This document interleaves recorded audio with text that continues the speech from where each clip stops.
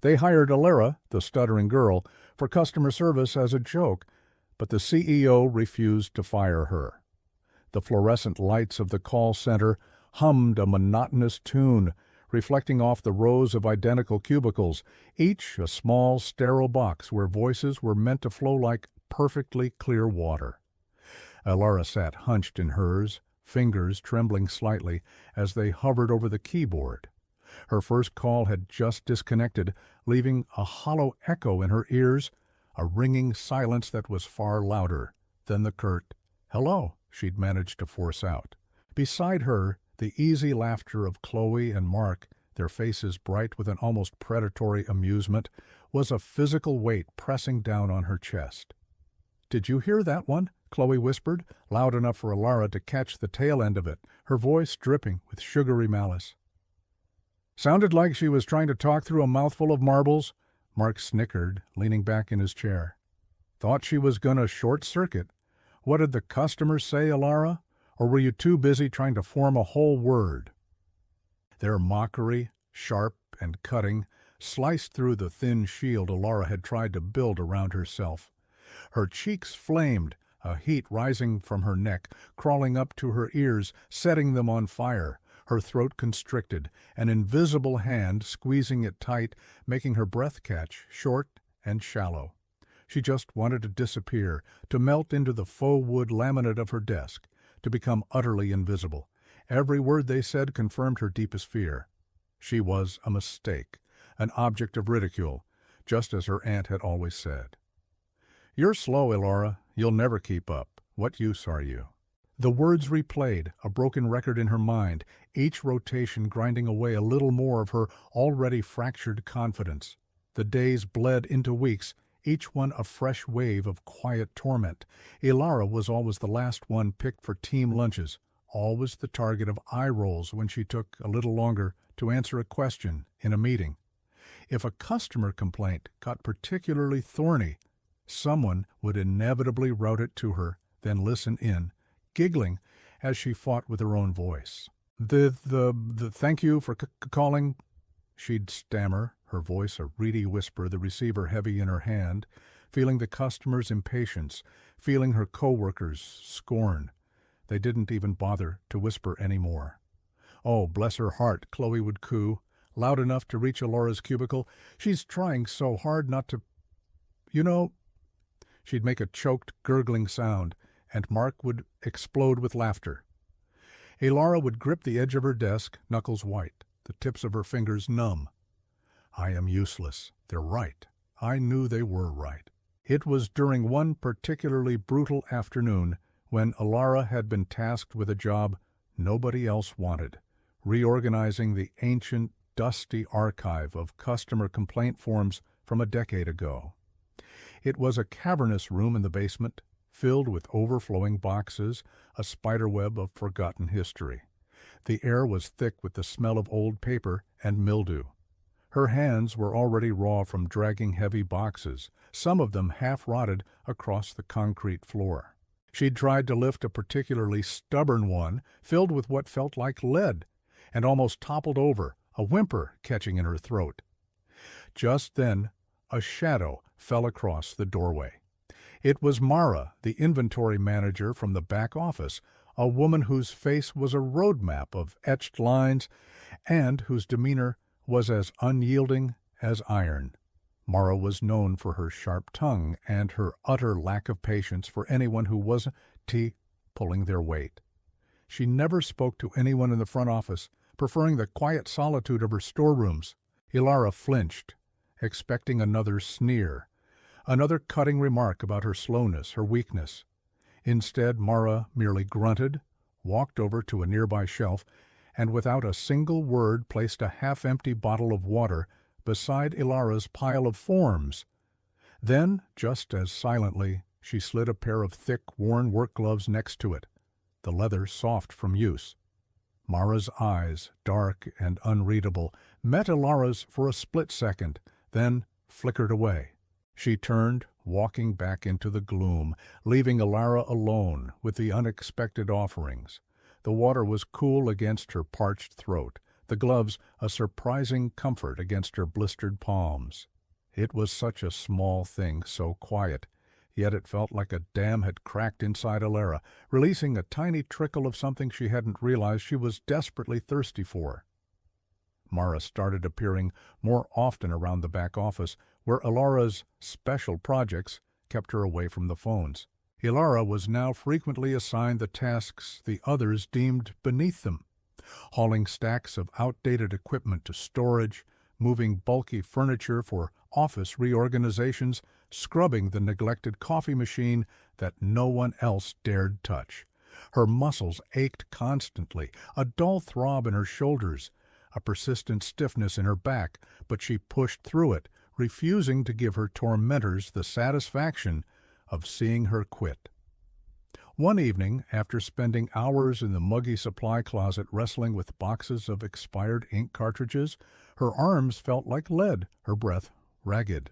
She finally managed to get the last box onto a high shelf, dust clinging to her sweat-damp hair. She leaned against the wall, utterly spent, her chest heaving. Just then, Mara walked by, a clipboard tucked under her arm. Mara paused, her gaze sweeping over the perfectly stacked boxes, the neatly organized shelves, then lingered on Alara's flushed, tired face. "You did good work." Mara's voice was rough, a low rumble, devoid of any warmth, yet the simple words landed in Alara's heart with the surprising weight of a stone. Alara blinked, unsure if she'd heard correctly. No one had ever said that to her. Not genuinely, not about her work. The mockery from Chloe and Mark didn't stop, but it sharpened, laced with a new frustration. They saw Alara, not on the phone, but emerging from dusty corners, wiping sweat from her brow, and somehow it only seemed to fuel their disdain. One afternoon, a package of crucial client documents went missing. Chloe, with a smirk, had instructed Alara to look for them in the old, decrepit basement storage room, knowing full well it was a chaotic mess. Alara, desperate to prove her worth, had descended into the gloom. She spent hours sifting through ancient files, her hands becoming filthy, the dust making her sneeze uncontrollably. Just as she was about to give up, convinced the documents weren't there, Mara appeared. "What are you doing down here?" Mara's voice was clipped, a hint of steel in it. Alara stammered, "Client, filed, lost." Mara's eyes narrowed, scanning the room. Then she marched out. Minutes later, she returned, her face set. "They're in Mark's drawer. He found them after you left." Mara didn't say anything more, just looked at Alara, her gaze piercing. That evening, as Alara tried to wash the grime from her hands, she heard raised voices from the main office. Mara, standing over Mark's cubicle, her voice a low, dangerous growl, was telling him in no uncertain terms that messing with company property was a fireable offense. She didn't mention Alara, but the message was clear. There were limits. Alara found herself spending more and more time in the back, helping Mara with inventory, organizing shipments, doing anything that kept her away from the soul-crushing humiliation of the phones. It was physical, demanding work, but it was honest, and Mara never mocked her. One rainy Tuesday, a huge delivery of new office furniture arrived, and the regular delivery crew was short-staffed. Mara, without hesitation, grabbed a dolly and started moving heavy desks. Alara, despite her aching muscles, jumped in to help, her small frame straining under the weight of a filing cabinet. Rain plastered her hair to her face, her clothes were soaked, and her hands, even with the gloves, were scraped and raw. She could feel a tear of exhaustion tracing a path down her cheek, but she swallowed it, focusing on the sheer determination of getting the job done. She thought of her father, always saying, "You're too soft, Alara, you'll never make it." This, she realized, was her silent defiance. She kept pushing, kept lifting, her breath coming in ragged gasps, her vision blurred by the rain and sheer effort until the last piece was inside. That night, alone in the quiet hum of the empty office, Alara found Mara in the break room, nursing a cup of black coffee, her shoulders slumped. Ilara, emboldened by the day's shared labor and the quiet trust that had grown between them, sat down cautiously. "Why do you help me?" The words were difficult, but they came out. Mara took a slow sip of her coffee, her gaze distant. "You remind me of someone." A long silence stretched between them, thick with unspoken things. "My son," Mara finally said, her voice barely a whisper, a raw, ragged sound Ilara had never heard. He had a hard time. Different. People were cruel. I wasn't there enough for him. Lost him in a car accident years ago. Distracted driving. Was arguing on the phone with him. He thought I didn't believe in him." Mara's eyes, usually so hard, were now swimming with a pain so profound it stole Ilara's breath. "I see you, and I see the fight in you, and I think maybe I can do better this time." Ilara felt a fresh wave of tears well up, not for herself, but for Mara, for the immense grief that had been locked away so tightly. "They said I was a joke," Ilara confessed, the words tumbling out, broken and small. I'm stupid, I'm broken." Mara reached out, a calloused hand covering Ilara's on the table, a surprising warmth. "No," Mara said, her voice firm, no longer broken.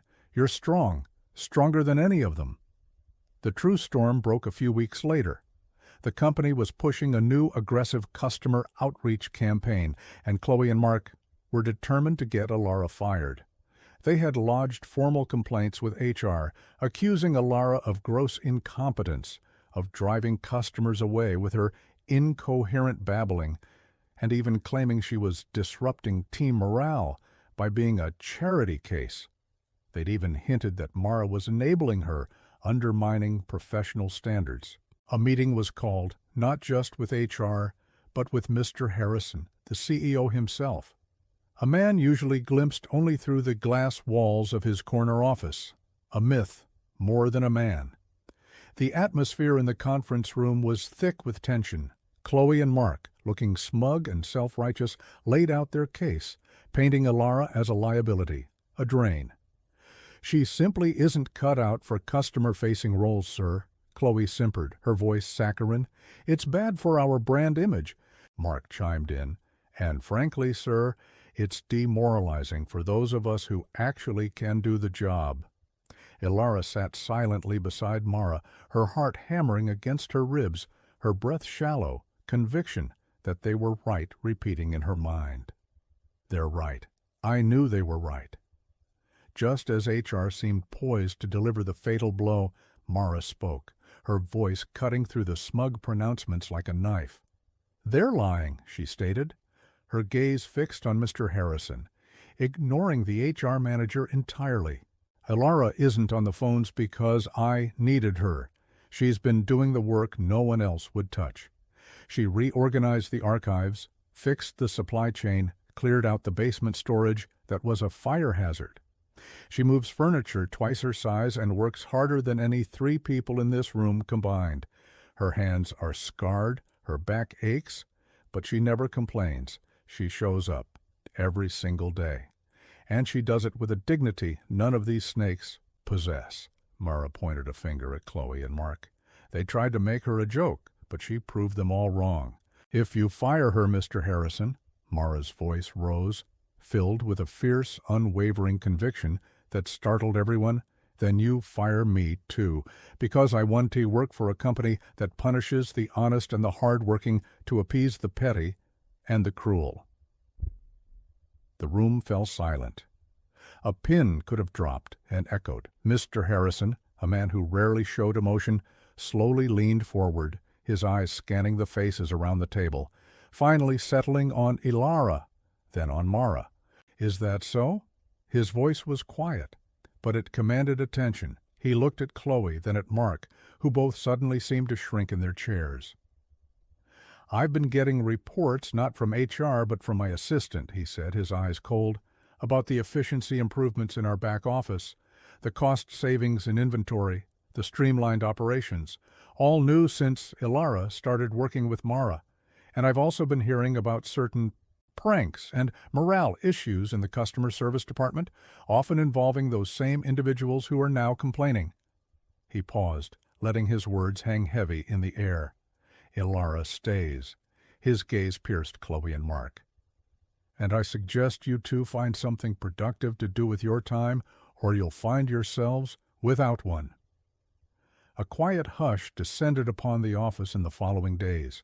Chloe and Mark, stripped of their power, no longer dared to openly mock Ilara. They kept their heads down, resentment simmering just beneath the surface, but their words were silenced, their laughter muted.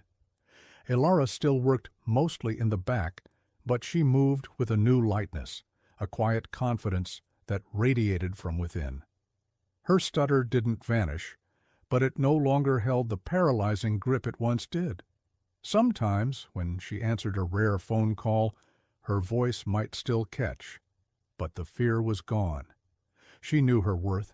She was no longer the joke. She was the one who had endured, the one who had worked, the one who had been chosen. Mara, still gruff, still private, would sometimes catch Ilara's eye, a flicker of something close to a smile touching the corner of her lips. The joke, it turned out, had never been on Ilara. It had always been on those who mistook kindness for weakness and quiet determination for incompetence. Thank you for coming this far. If this story touched your heart, I'd love to know where you're watching from. Drop your city and state in the comments below. Have you ever been underestimated because of something that made you different or stood up for someone who was? I read every single comment, and I love hearing from you. And if you enjoyed this story, please hit that subscribe button.